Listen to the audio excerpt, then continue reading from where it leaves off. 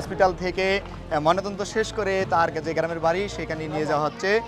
আমরা দেখছি যে তার পরিবারের লোকজন সেখানে জড়ো হয়েছেন এবং তার যেই দাফনের যে বিষয়টি সেটি সম্পূর্ণ হচ্ছে, সেটি এখন পর্যন্ত চলমান আছে।